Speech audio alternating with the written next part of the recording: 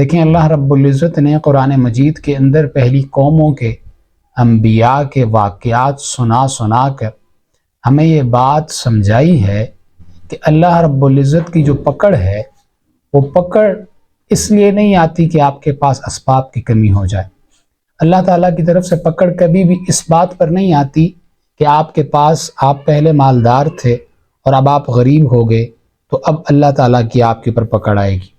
آپ کے پاس پہلے کوئی عہدہ تھا تو اب الیاذ باللہ کہ اب آپ کے پاس وہ عہدہ نہیں تو اللہ تعالیٰ نے اس لیے آپ کو پکڑ لیا۔ اللہ تعالیٰ کی پکڑ کبھی بھی اسباب کی کمی کی وجہ سے نہیں آتی، جبکہ اللہ تعالیٰ کی پکڑ اس وقت آتی ہے کہ جب وہ صفات انسان کے اندر کم ہو جائیں، وہ صفات انسان کے اندر ختم ہو جائیں جو اللہ تعالیٰ کی رحمت کو کھینچتی ہیں، ان صفات کے اندر کمی آنا شروع ہو جائے۔ دیکھیں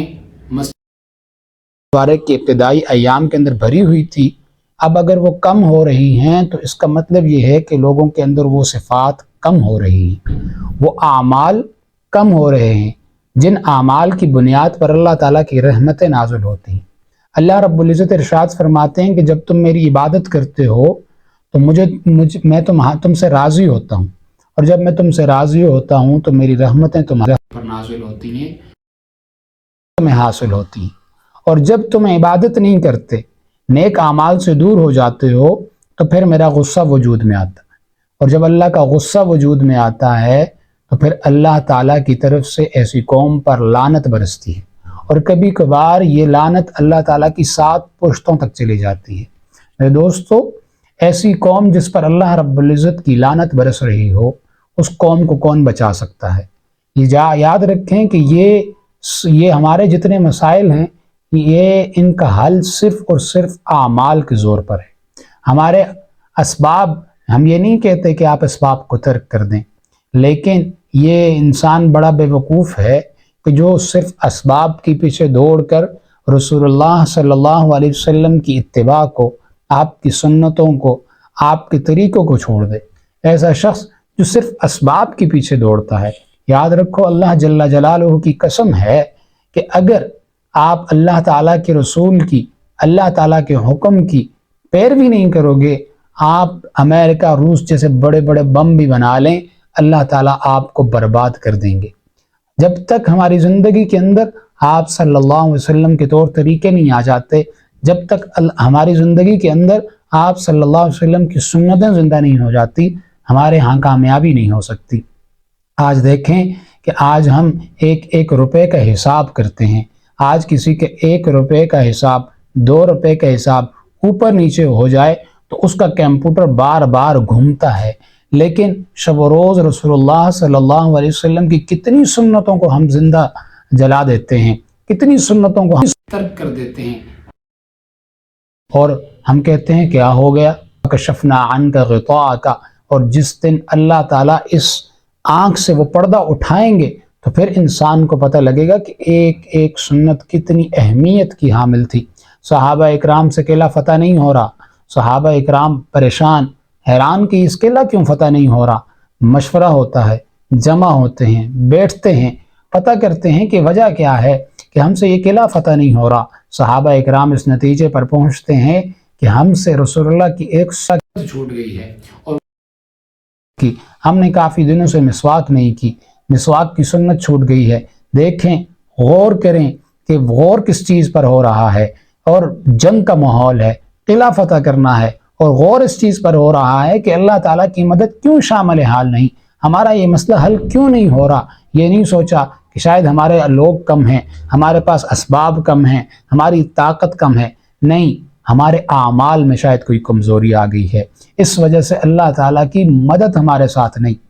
جب صحابہ اکرام نے غور و فکر کیا، مسواک کی سنت چھوٹ گئی، انہوں نے مسواک کی، اللہ تعالیٰ نے فتح عطا فرما دی۔ آج دیکھیں لوگ کہہ رہے ہیں جدید زمانہ آ گیا ہے، یہ کیا مولوی لوگ منہ کے اندر لکڑی لے کے بیٹھے ہوتے ہیں، برش کا زمانہ ہے، برش کیا جائے، لیکن یاد رکھو یہ رسول اللہ کی سنت ہے، اس سے اللہ تعالیٰ کی غیبی مددیں نازل ہوتی ہیں۔ آج جب تک ہم آپ صلی اللہ علیہ وسلم کے طریقوں کو، آپ کے اٹھنے کو، آپ کے بیٹھنے کو، آپ کے لباس کو آپ کے چلنے پھرنے کو، آپ کے کھانے پینے کو، آپ کی گفتار کو نہیں اپنی زندگی کے اندر لاتے، تب تک ہمارے لیے کوئی کامیابی نہیں۔ صحابہ اکرام ایران کے بادشاہ کے پاس گئے، ایران میں داخل ہوئے، ایران کے بادشاہ کے دربار میں جاتے ہیں، درباری آپ صحابہ اکرام کو دیکھ کر ہنس پڑتے ہیں، کہتے ہیں صحابہ اکرام کے پاس چھوٹے چھوٹے تیر ہیں، تھوڑی سی تلواریں ہیں، اور صحابہ اکرام سے کہتے ہیں کیا تم ان چھوٹے چھوٹے تیروں کے ساتھ ایران کو فتح کرنے آئے ہو؟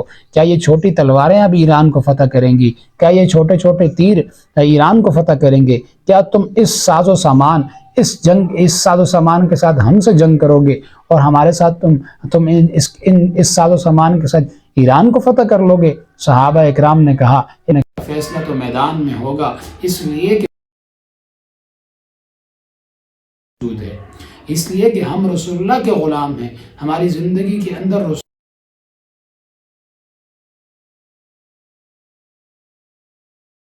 ہوتی ہیں، اللہ تعالیٰ کا غیبی نظام ہماری طرف متوجہ ہوتا ہے، ہمارے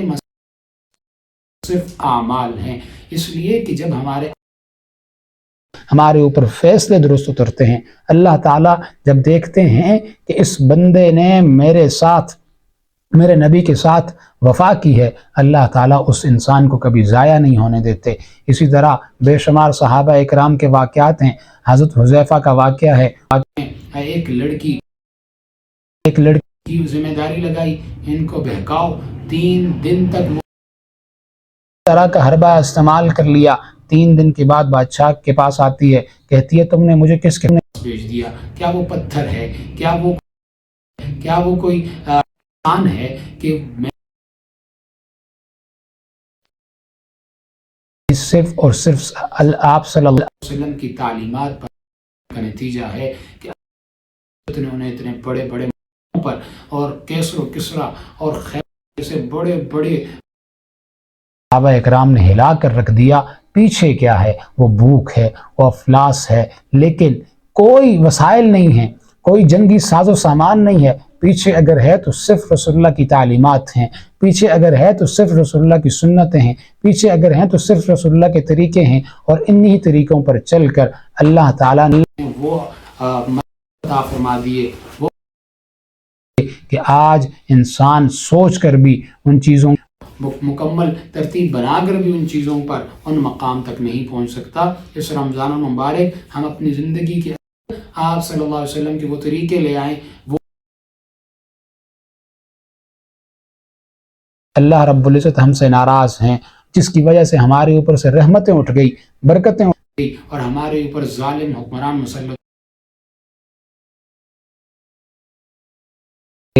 انشاءاللہ تعالی اللہ تعالی ہمارے ساتھ وہی معاملہ کریں گے جو آپ صلی اللہ علیہ وسلم کے دوستوں کے ساتھ، آپ کے اصحاب،